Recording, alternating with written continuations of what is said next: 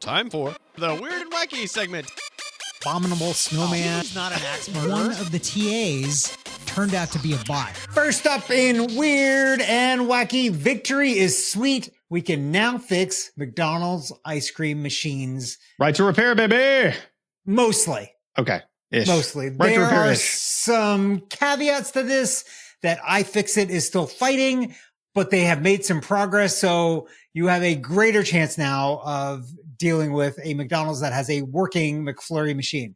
Yeah. So yeah, we've talked about this in the past. I don't know what episode, but yeah, McFlurry machines are made by one company. They had locked down the whole thing so that only they could fix it. Yep. And that was why, like, what was it, like 20 or 25% of McFlurry machines were always broken. Yeah, it was like 15 to 25% at all times, depending on like location. Like, I was like, I mean, that's crazy. Like, that's just absolutely wild. I don't understand how that could be allowed to stand. So, right. So the problem right now is the tools to actually repair these machines don't exist. And so I think they're still working on that and figuring out how to do all that. But, you know, good on ya, iFixit, making it easier for all of us to fix our things and to get tasty frozen treats. Speaking of things that need to be fixed, Gen Alpha keeps tripping and falling over their own Crocs. So schools are banning the shoes over safety concerns. I know that's not technology related, but man, it made me smile. So I had to do it. I didn't know the new generation was Gen Alpha. I didn't know we wrapped around. I didn't know that either, but I'm down. I'm here for it. You know, I like that.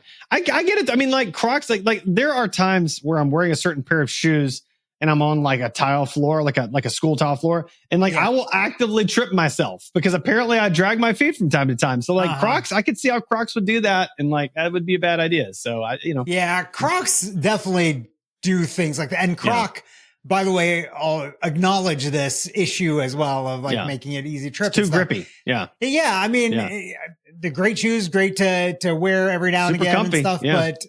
Yeah. But there is definitely a tripping problem.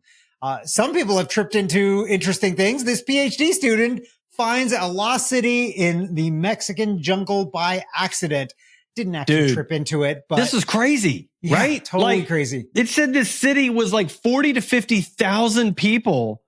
And more people than are in that area now. Yeah, more people than and the city was like a 15-minute walk off of a relatively major road. Right. And I mean, it's wild to me to think like just imagine like this city existed in like 500 AD, right? And by the way, he found it because he was looking up 500 BC, because that 500 AD would be.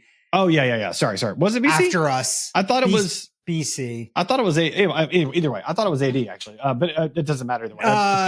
It's peak 750 to 850 AD. Okay, yeah. But you said 5,000 AD. 5,000 AD would be like. No, I said 500.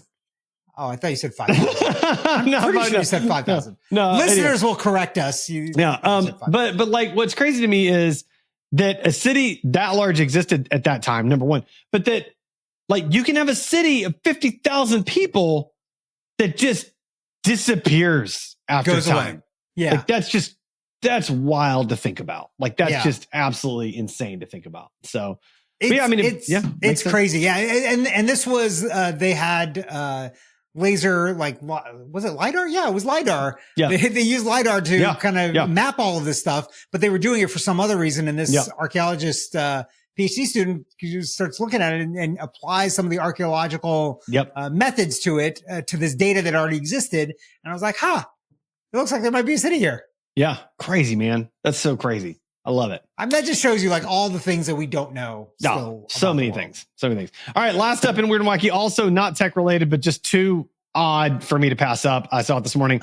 Is a Will Smith the key to winning the World Series? Apparently, for the last 5 World Series teams have had someone named Will Smith on them. Now, obviously different Will Smiths for each team, but there's been a Will Smith on each of the last 5 winning World Series teams. And not the singer. And not the singer actor. Not that Will Smith. Not that guy. Yeah. Yeah. So I don't know. I thought that was weird and wild and wacky. And so there you go.